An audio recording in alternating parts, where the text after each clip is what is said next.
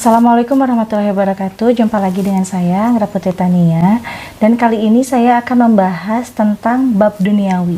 Sebelum kita lanjut, jangan lupa subscribe, like, komen channel YouTube Guru Official 86. Terima kasih.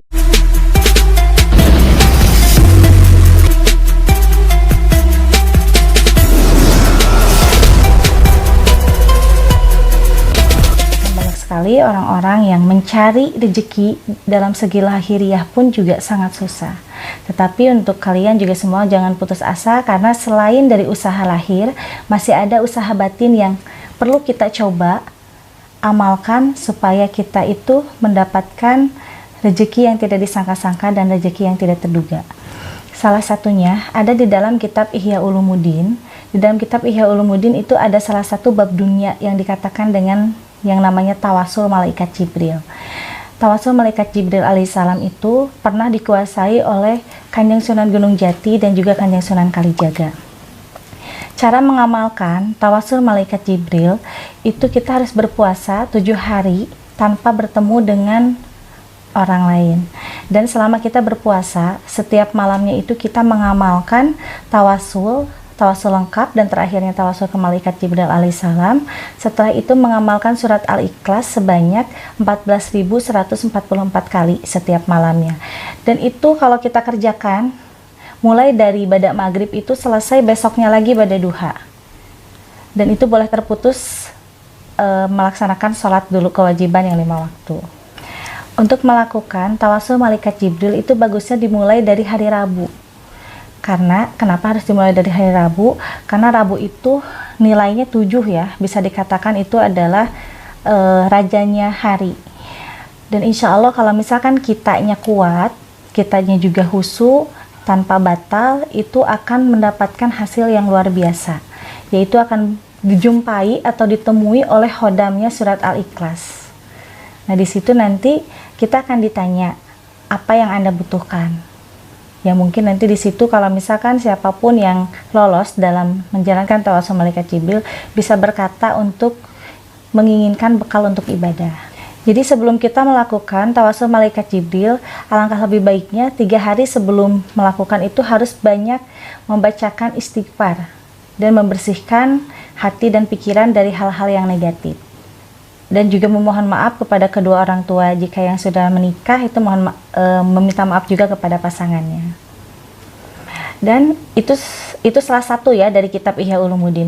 Nah sahabat IMP, ada yang lebih istimewa lagi selain dari tawasul malaikat Jibril, ternyata masih banyak ya. Masih banyak lagi bab-bab duniawi yang memang tertulis di dalam kitab, dan itu pun tidak melenceng dari aturan agama. Karena kitab itu sebagian itu rangkuman dari Al-Quran. Salah satunya adalah kitab Mafatihul Aliyah. Itu karangan dari Ahmad Ar-Razi. Ahmad Ar-Razi itu adalah imam ya, bisa dikatakan imam atau musafir yang ketika itu dia berjalan dan juga memohon kepada Allah untuk mendapatkan ridho Allah dan juga untuk mendapatkan rezeki yang tidak disangka-sangka dan tidak terduga atas izin Allah. Akhirnya Ar-Razi itu bisa dikatakan itu lebih ke musafir ya, mempelajari kitab tafsir Al-Kasyaf.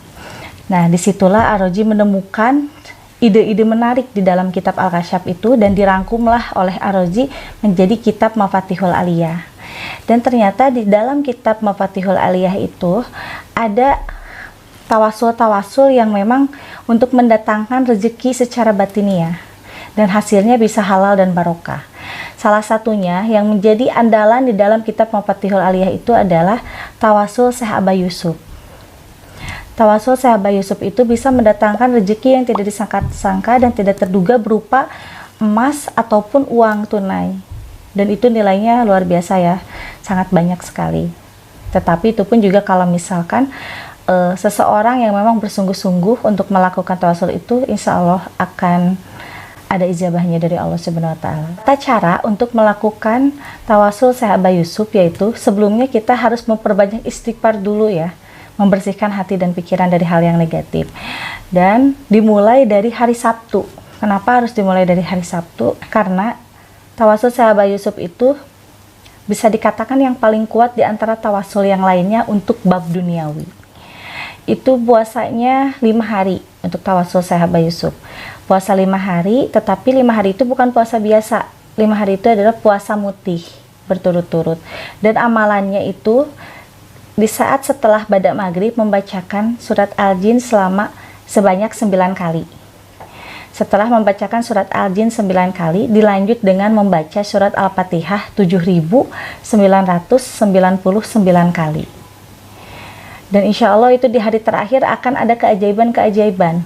Keajaibannya itu akan mendengarkan suara yang sangat menggema muncul di hadapan kita. Tetapi kita gak usah takut, karena itu tandanya Syekh Aba Yusuf datang menghampiri kita dan akan menanyakan apa keperluan kita. Dan di dalam kitab Mafatihul Aliyah ada lagi, yaitu yang dikatakan dengan tawasul Syekh Asy'ari Baghdad. Tawasul Syekh Asy'ari Baghdad itu dilaksanakan dimulai pada hari Selasa, karena Selasa itu nilainya 3 ya, dan puasanya itu 3 hari. Untuk tawasul Syekh Asy'ari Baghdad itu tata caranya yaitu puasa biasa, tetapi diadakan media setiap malam berzikir itu dengan lilin merah 3 biji. Jadi setiap malam lilin merah itu 3 biji, kali 3 berarti 9 ya. Nah di situ amalannya adalah tawasul lengkap, dan terakhir tawasul kepada Syekh Asy'ari Baghdad. Untuk amalannya itu surat Al-Waqiah 3 kali, dan juga membacakan surat Al-Fatihah sebanyak 4.444 kali. Dan selain tawasul itu ada juga tawasul Syekh Abdul Qadir Jailani untuk membantu perezekian lahiriah. Contohnya kita usaha berdagang ataupun punya bisnis, jika kita ingin mendapatkan hasil yang melimpah dari usaha kita, kita bisa melakukan amalan tawasul Syekh Abdul Qadir Jailani. Puasanya itu 3 hari, dimulai pada hari Jumat. Kenapa hari Jumat? Karena hari Jumat itu hari yang paling agung ya. Untuk tawasul Syekh Abdul Qadir Jailani itu tata caranya dengan membacakan tawasul lengkap, dan terakhir kepada Syekh Abdul Qadir Jailani membacakan Al-Fatihah 41 kali. Setelah itu membacakan surat Al-Maidah 50 kali. Insya Allah dengan tawasul itu usaha apapun kita akan dilancarkan oleh Allah Subhanahu wa Ta'ala dan mendapatkan hasil yang melimpah ruah. Ya sahabat IMP, pokoknya dalam menjalankan tawasul apapun yang ada di dalam kitab Ihya Ulumuddin atau kitab Mafatihul Aliyah, itu syaratnya kita harus bersih dari najis ya, dari kotoran. Kita harus rutin untuk mandi, membersihkan diri, juga harus berpakaian yang rapih. Kalau untuk warna sih bebas, tetapi kita harus wangi, memakai parfum yang memang non alkohol. Nah, sebelum melakukan itu kita juga harus meminta maaf dan meminta doa restu kepada kedua orang tua.